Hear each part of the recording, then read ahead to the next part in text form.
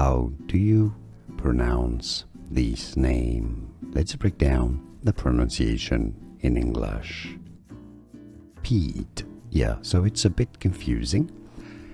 You do have a long E sound. Essentially, you could put the last E before the T and say Pete is how you say it. Pete, short for Peter.